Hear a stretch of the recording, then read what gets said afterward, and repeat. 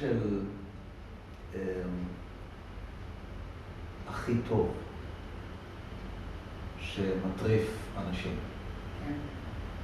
אבל לא רק הכי טוב במובן של הכי טוב באמת, אלא גם הכי מרגש, הכי נעים, הכי מדהים.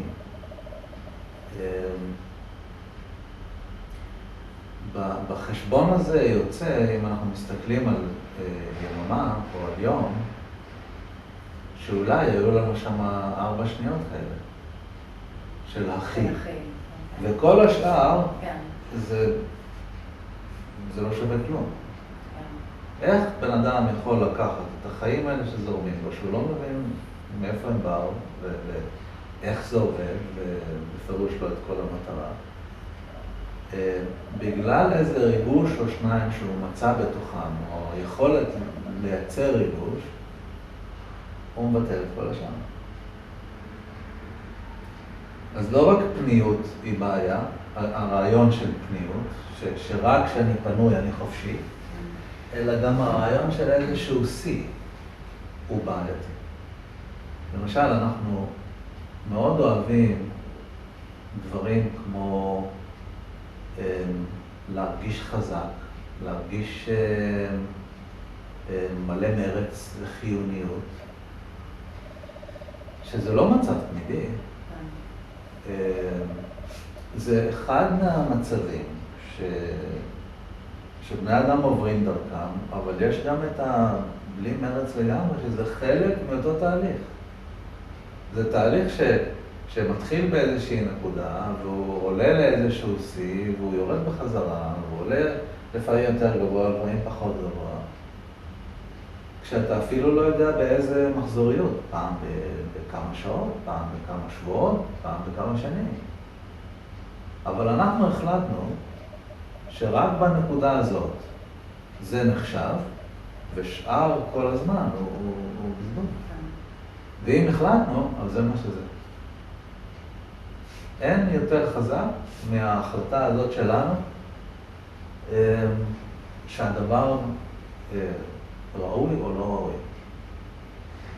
אז יש מקום למדוד את החיוניות ולהגיד, וואו, איזה כיף. וכמובן להשתמש בה בתבונה, כי זה עוד שאלה. ויש מקום למדוד את הטנק דלק שהוא חצי מלא, ואולי לא בכזאת עוצמה, ולהגיד, מעניין, עכשיו נראה כאילו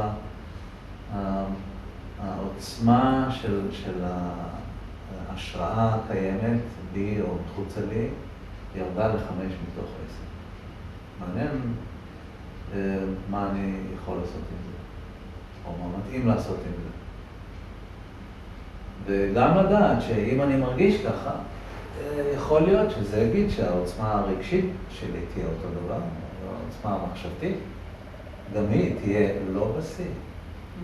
ולא בשיא, זה בסדר. מה זאת אומרת בסדר? איך עונה על כדור הארץ יכולה להיות רק החודש של ההבשלה של הפירות? אי אפשר. היא צריכה לעבור את כל המחזור בשביל להגיע לנקודה הזאת. ואנחנו לא יכולים להיות כאלה ג'אנקיז של הטופ של דברים, ולרצות לחיות חיים מלאים. כולל המצבים של דכדוך, רוגז, כעס. כל אלה הם חלק מהחיים שלנו, חלק מהמחזוריות שהחיים שלנו עוברים. כמובן יש לנו יכולת להשפיע עליהם, יכולים לשפר אותם, לעדן אותם, להמעיט אותם, אבל מהמחזוריות אין מה לחפש לצאת, כי לאן? מחזוריות אחרת, כמובן. אז העניין של לשלב עוד, אולי צריך לכתוב אותו באופן של איך לאט לאט אני משלבת את כל החיים שלי בדברים שאני מחפשת, בדברים שאני רוצה,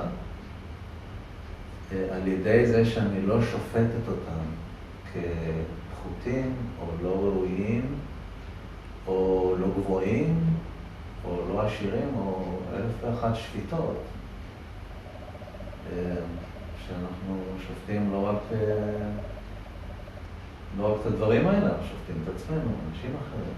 בדיוק באותו פס צר של מה שנחשב הראוי, הטופ, השיא, כל השאר לא שווה.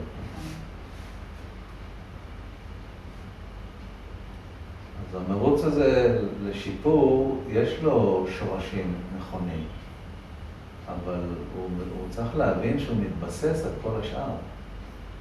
הוא לא מופרד, השיא הזה. הוא נובע והוא מתבסס והוא נתמך על ידי כל שאר הדברים.